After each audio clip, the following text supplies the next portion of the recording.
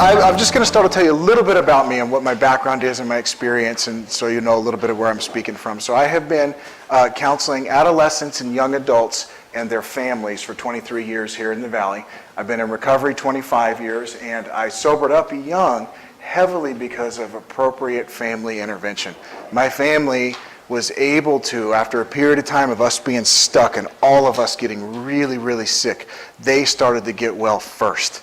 Right? They started to figure out some things they were going to have to do different, and they started to get well. And they put some boundaries up. They created an opportunity for change for me and for me to really learn from some natural and logical consequences and learn from life. And because of that, when a door opened for me to make a change, I was able to step through it. And I can tell you for sure there's no way I'd be standing here clean and sober this long if they hadn't done that, if they didn't start to get healthy first. And that's been my experience in counseling for the past 23 years, is typically we see a kid get well. And I say a kid, I deal with kids up to about age 27 usually. We typically don't see a kid get well unless their parents get well. And I tell them that on the front. Talk about transparency when you come into treatment.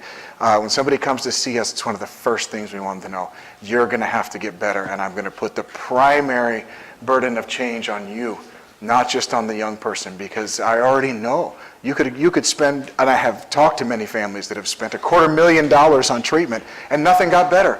And the first thing that I suggest that they look at is, well, what did you change? What have you gained from all of this treatment? What's different about you and the way that you interact with your kid after all that money and all that investment? And sometimes they go, I don't know. I paid the money. Weren't they supposed to fix the kid?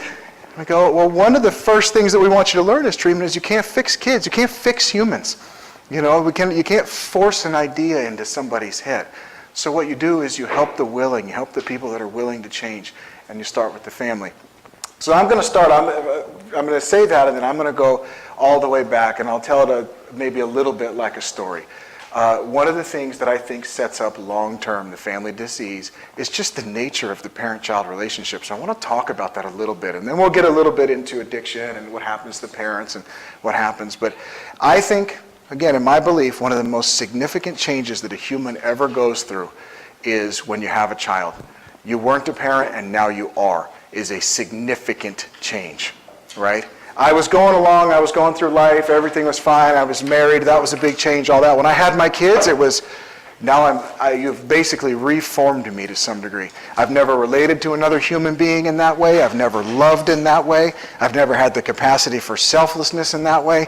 None of those things have happened until right now, right? The second you get that baby in your hand and you go, oh, it's humbling. You haven't experienced anything like that, so that sets it up right from the jump. We are dealing with the most precious of precious cargo, right? Your children, right? And it opens your heart up in a way it's just never been there before. So it sets up, what do? We have nothing but a desire to love and take care for that child. That's what it comes out of us naturally, that nurturing. They depend on us for everything. If we don't feed them and love them and care for them, they'll die.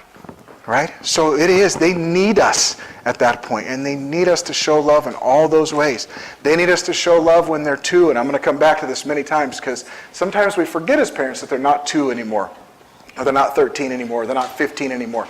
But when they're 2, they need you to control some of their behavior. If they're going to run out into Indian School Road, do they know the consequence? Can they think through what's going to happen if they step in front of a car going 45 at 2 years old? Not even close. You have to do it. That's your job, right, is to control their behaviors, to protect that child. Keep them out of the street. And that is an act of love. And you are paying attention, and you are watching, and you're doing that. You're doing what you're supposed to do, what you're wired to do as a human being. You're going to take care of that kiddo, all right? And you're going to meet their every need. You do your best to form the little psyche and prepare them for the world and get ready to go. And that is the nature. So we learn to demonstrate love that way right from the jump. And a lot of how we demonstrate love as parents is through controlling their environment. You know, I don't want you to be around kids that are going to pick on you at the playground. I want to control what you eat because I want you to be healthy. We get really used to controlling their environment, and there's a time where that's appropriate. One of the things that starts to happen, though, this is where we usually see things start to depart a little bit. And if any of you have ever worked with Mike Speakman, him and I really line up on a lot of this stuff, is they start to hit adolescence is usually when things really start to change. So they have been growing up, sun rises and sets on mom and dad, on your approval. You are the way that all of their needs are met. They need to have you approve of them. If you don't approve of them, they could be left outside to freeze and die. They need that as a survival skill, and they need to know mom and dad care, right? Hit adolescence and things start to change. And it's naturally when things are supposed to change. All of a sudden, you're going to start to become aware of the things that are going on outside of the home. And you have multiple things happening all through adolescence. As you're going through the puberty years and that time, you're going to start to go through major hormone changes. So all of a sudden, you're starting to become aware. You know, if you're going to be aware of the opposite sex, you're going to start to become way more aware of your peer group, first and foremost. And you're going to go, what's going on with, Billy and Johnny at school? What are they doing? What are the kids in the soccer team doing afterwards? And am I normal? Do I fit into that? They all like this kind of snack afterwards. Well, I'm just going to like that kind of snack too. It's normal to want to fit in with your peer group. But it starts to shift away from what do mom and dad think about everything.